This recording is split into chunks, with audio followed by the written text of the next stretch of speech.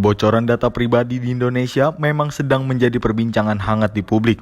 Pasalnya, baru-baru ini kebocoran data pribadi sedang dialami orang nomor 1 di Indonesia, Presiden Joko Widodo. Nomor induk kependudukan milik Presiden Joko Widodo tersebar di media sosial tanpa adanya sensor sedikit pun. Kebocoran data pribadi Presiden Joko Widodo membuat rancangan Undang-Undang Perlindungan Data Pribadi menjadi sangat diperlukan saat ini. Hal tersebut membuat Ketua Fraksi Partai Keadilan Sejahtera, Jazuli Juwaini, menanggapi perihal kebocoran data pribadi yang sedang dipertanyakan keamanannya oleh publik. Ia mengatakan fraksi PKS menyesali atas kejadian kebocoran data yang terjadi di Indonesia, terlebih kebocoran data pribadi dialami Presiden Joko Widodo. Dirinya menuturkan, RUU PDP saat ini masih dalam pembahasan antara Komisi 1 DPR RI dengan pemerintah yaitu Kementerian Informasi dan Teknologi. Saat ini pemerintah dan DPR sedang membahas mengenai pengawasan yang dilakukan atas RUU PDP ini. Dirinya mengungkapkan, sebagian besar fraksi di DPR RI sepakat ke pengawasan dilakukan oleh lembaga independen agar pengawasan yang dilakukan menjadi lebih objektif. Pertama, Undang-Undang PDP ini kita menganggap penting ya, perlindungan data pribadi.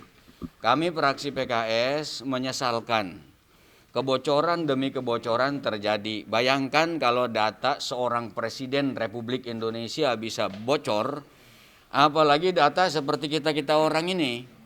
Iya kan? Nah, disinilah harus menjadi perhatian serius pemerintah. Kejar itu bocornya ada di mana.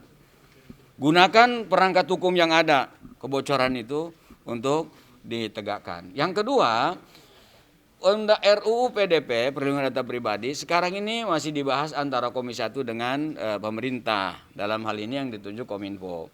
Sudah banyak kemajuan, ada satu saja yang belum sepakat, yaitu pengawasnya. Kami di DPR meminta pengawas ini independen.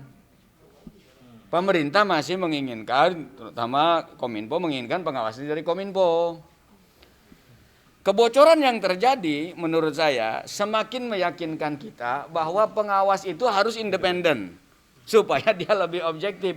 Coba bayangkan kalau kebocoran terjadi pengawasnya dari lembaga yang sama, apa yang akan terjadi, Bos? Jadi pengawas ini di sini titik perbedaannya itu ada pada poin pengawas. Mudah-mudahan nanti kita dapatkan titik temu karena kami di DPR hampir seluruh fraksi semua sepakat bahwa pengawas ini harus independen agar kebocoran-kebocoran seperti tadi ditindaklanjutinya secara objektif. Dari Jakarta, Sri Dewi Andayani, Fakir Raidika melaporkan untuk Sinpo TV.